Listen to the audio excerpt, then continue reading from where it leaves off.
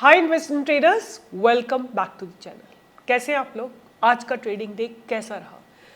Market को अगर आप देखेंगे, निफ्टी को अगर आप देखेंगे तो Nifty was under stress. In fact it formed a doji, मतलब बायर्स और sellers were in equal aggression. In fact lower level से बाइंग आई और हायर लेवल से सेलिंग आई, दोनों ही प्रोमिनेंट थे। But before I go on anywhere, did you make money in any of the trades that I have given yesterday? आप लोगों को दिया था हेरिटेज फूड, आप लोगों को दिया था एसआरएम कुछ दिन पहले, आप लोगों को हपटाउन दे रखा है, आपको मैंने कल दिया था United Spirits. Have you made money in any of these stocks?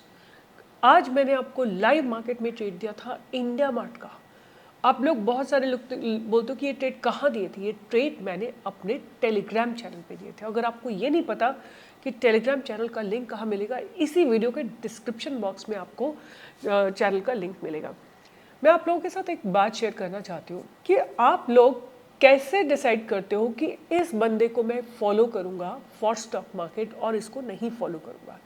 सबसे पहले आपको देखना है उस व्यक्ति के पास सेबी रजिस्ट्रेशन है कि नहीं है।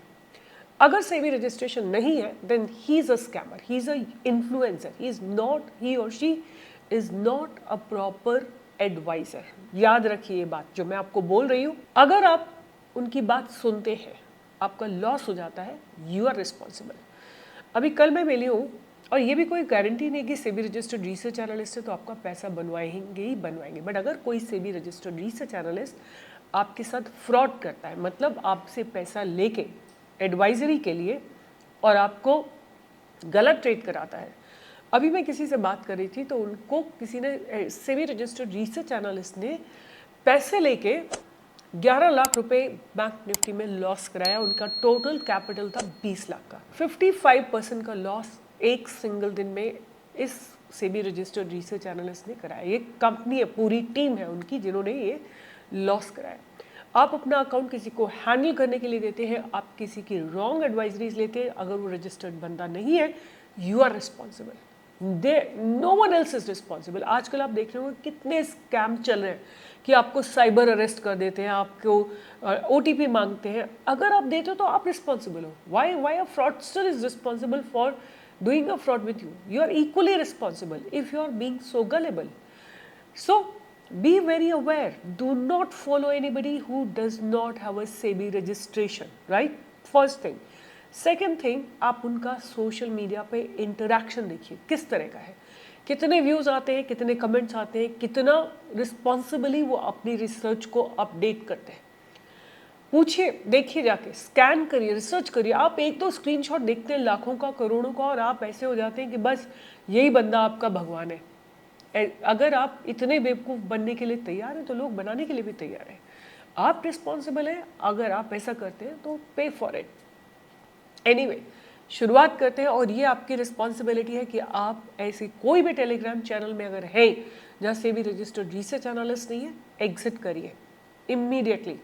अगर आप कोई कुछ भी ऐसा फॉलो करते हैं देन यू आर रिस्पॉन्सिबल। शुरुआत करते हैं आज के दिन की और बात करते हैं कि what happened in Nifty. Nifty का चार्ट आपके सामने है, आप देख सकते हैं। निफ्टी में एक दोजी फॉर्म हुई, बट लोअर लेवल से मुझे लगता है बाइंग स्ट्रॉन्ग थी, तो buyers are there in the market. But कहाँ तक मार्केट जाएगी या कहाँ तक इसको पॉजिटिव जोन में आ जाएगा, ये कुछ नहीं कहा जा सकता। एक बार क्विकली बैंक निफ्टी को भी देख लेते हैं। ये बैंक निफ्टी आपके सामने है और बैंक निफ्टी मुझे लगता है ज़्यादा बैरिश है, निफ्टी से ज़्यादा बैरिश है बैंक निफ्टी। तो इसको आप, मतलब जब तक बैंक निफ्टी और निफ्टी सिंक में नहीं आ जाते हैं, मतलब बैंक निफ्टी थोड़ा पॉजिटिव नहीं हो जाती, तब तक निफ्टी आपको एक प्रॉपर रनअप नहीं देगी। ये बात ध्यान रखिएगा। अब बात करते हैं कि मेरे रडार पे कौन कौन से स्टॉक्स हैं आज की डेट में। मैं आज के इस वीडियो में आपको कैश और एफएनओ के स्टॉक्स एक ही साथ दूंगी। I am not gonna separate them out. कई लोग आप पूछते हैं एफएनओ का क्या मतलब होता है। सो हमारे स्टॉक एक्सचेंज में, एनएससी में, कुछ भी 200 के करीब ऐसे स्टॉक्स हैं जिनके फ्यूचर्स अवेलेबल होते हैं। फ्यूचर्स मीन्स कि आप कुछ थोड़ा पैसा देके उनकी 5 टाइम्स क्वांटिटी खरीद सकते हो। कहीं 5 टाइम है, कहीं 3 टाइम्स है, कहीं 4 टाइम्स है। उस तरह से लेवरेज से आप खरीद सकते हो। बट इस कॉन्ट्रैक्ट का एक एक्सपायरी डेट होता है और इसका मतलब 3 महीने का यूजुअली एक्सपायरी डेट होता है। और futures and options are basically hedging instrument. Suppose आपने TCS खरीद के अपने पोर्टफोलियो में रखा हुआ है, आपको लगता है कि TCS आज गिरने वाला है, तो आप क्या कर सकते हो, TCS का फ्यूचर सेल कर सकते हो। आपको अपने लॉन्ग टर्म इन्वेस्टमेंट से एग्जिट नहीं करना है, आपको सिंपली TCS का फ्यूचर सेल करना है, या आपको उसकी कॉल सेल करनी है, या आपको उसका पुट बाय करना है। तो ये सारे futures and options are hedging instruments, but people use it in a different way. Anyway, अब बात करेंगे मेरे रडार पे कौन कौन से स्टॉक्स है। मेरा जो फेवरेट स्टॉक है वो मैं लास्ट में दूंगी, तो सुनिए लास्ट तक। ये तरीका मेरे को समझ में आ गया। मेरे को समझ नहीं आता था कि यूट्यूबर्स कैसे व्यू लेके आते हैं पूरे वीडियो में। अब मुझको समझ में आ गया कि जो इंपॉर्टेंट चीज़ है ना वो लास्ट में दो। तो मैं ये जो स्टॉक मुझे 100% लग रहा है चलने वाला है, वीडियो के एंड में मिलेगा, तो देखते रहिए तब तक, राइट। उससे पहले मैं आपको स्टॉक्स देती हूँ जो मेरे रडार पे रहने वाला है। पहला स्टॉक रहेगा इंडिगो, राइट। इंडिगो को ध्यान में रखिए। हियर इज इंडिगो, काफ़ी समय से पल्सेट कर रहा है, इसको मैंने आपको पहले भी दिया था। और ये स्टॉक जो है अपने एक ट्रेंड लाइन को तो लगातार मेंटेन कर ही रहा है, लगातार ट्रेंड लाइन को मेंटेन कर रहा है। और आज इसमें बाइंग आई है finally from lower levels, there has been a price rejection, और अब बाइंग इसमें आनी शुरू हुई है। हम एक्चुअली इसमें 4400 के ऊपर भी बाइंग की अपॉर्चुनिटी ढूंढ सकते हैं। पहला टारगेट रहेगा 4450। 4450 क्रॉस हो जाता है तो 4500, 4538 एंड 4600 के टारगेट्स आपको आते हुए दिखाई देंगे। और स्टॉप लॉस आपका रहेगा कुछ 4350 का। उसके बाद जो मेरा स्टॉक अगेन मेरे रडार पे है वो यही अशोक लेलैंड है, जो मैंने कल भी आपको दिया था। But you know why I am reiterating again and again, आप देख सकते हो कैसे डेवलपमेंट्स हो रहे हैं। There is was a range, फिर प्राइस रिजेक्शन हुआ और आज एक लोअर ओपनिंग होके स्टॉक ऊपर गया। तो if this barrier is broken of 233.5, you can expect an up move. आपका स्टॉप लॉस नाउ रहने वाला है 228 का, आपके टारगेट्स रहने वाले हैं 236, 239, 240, 244 and so and so fourth. उसके बाद जो नेक्स्ट स्टॉक मेरे रडार पे रहने वाले हैं, ये 2 स्टॉक मैं रखूंगी फॉर FNO। बाकी जो मैंने आपको कल दिए थे वही इंटैक्ट है स्टॉक्स मेरे रडार पे। अब मैं कुछ कैश के स्टॉक्स देती हूँ। आप लोग बोलते हो आप बहुत सारे स्टॉक्स देते हो, तो आप लिस्ट बना लो। 5000 से रिड्यूस करके मैं 5 या 10 पे लेके आ गई हूँ। अगर आपको उनमें से आपका सेटअप बैठता है तो आप ट्रेड कर लीजिए, सिंपल, राइट। बार बार ये लिखने से कि आप 5-10 स्टॉक देते हो और मैं जो लेता हूँ वो गिर जाता है, तो वो आपकी किस्मत भी है ना। मैं आपको कुछ स्टॉक्स दे रही हूँ जो आप रडार पे रख सकते हैं। तो पहला है टेक्नो इलेक्ट्रिक। टेक्नो इलेक्ट्रिक को ध्यान में रखिए। आज इस स्टॉक ने एक ब्रेकआउट दिया है अपने पास्ट बैरियर से। मैं इसको आपको ऑलरेडी दे चुकी हूँ। This stock has been already given by me, but आज इसने अपने पास्ट बैरियर्स को ब्रेक करा है और ये अपनी ट्रेंड लाइन को लगातार मेंटेन करता हुआ आ रहा है। लोअर लेवल से अपनी ट्रेंड लाइन को मेंटेन करता हुआ आ रहा है stock, right. And today it has given a beautiful breakout. So आपकी बाइंग की अपॉर्चुनिटी रहेगी 1620 के ऊपर, और एक्यूमुलेशन जोन आपका रहेगा कुछ यहाँ पे 1400 के आसपास। बाइंग की अपॉर्चुनिटी आएगी आपके पास आज के हाई के ऊपर 1620 के ऊपर, और टारगेट्स आपके रहेंगे 1700, 1800, 1900, 2000। ये टारगेट्स आप आने वाले समय में देख सकते हैं। उसके बाद जो स्टॉक मुझे अच्छा लग रहा है वो है transformer and rectifier. Transformer and rectifier, right, that's the stock that's looking good to me. और उसको मैं आपके लिए एक बना के दिखाती हूँ। As if now you may not understand कि मैं क्या कहना चाह रही हूँ। तो यहाँ से अगर हम इसकी एक ट्रेंड लाइन को ड्रॉ करते हैं, फॉरगेट अबाउट दिस एबरेशन, ये जो थोड़ा सा नीचे गया है उसको आप छोड़ दीजिए, और यहाँ देखिए ये, और अब इसमें जो है स्ट्रॉन्ग डेवलपमेंट्स हैं। आपको बाइंग की अपॉर्चुनिटी दिखेगी जहाँ पे पास्ट में इसको बैरल लगा है, राइट, विच इज़ 770 पे हम बाय कर सकते हैं। 720 का हमारा स्टॉप लॉस रहेगा। पहला टारगेट हमारा 800 का रहेगा, दूसरा टारगेट हमारा 825, फिर 845, और उसके बाद ये अनचार्टेड टेरिटरी में आ जाएगा और आप इसमें 10% का मूव एक्सपेक्ट कर सकते हैं, राइट। उसके बाद मैं बात करूँगी एक और स्टॉक की जो है Saurashtra cement, right. Saurashtra cement में क्या हुआ है कि ये जो स्टॉक है, this may be you know like it was on NSE, was launched in February 2024, और ऐसा लगता है कि अब ये रीटेस्ट कर चुका है अपने IPO वाले लेवल्स को। अब हमको इसमें एक बाइंग की अपॉर्चुनिटी आती हुई दिखाई देगी, और वो बाइंग की अपॉर्चुनिटी को ढूंढा जा सकता है आज के हाई के ऊपर विच इज़ अबव 130 140 के ऊपर ले लेते हैं to be on a safer side.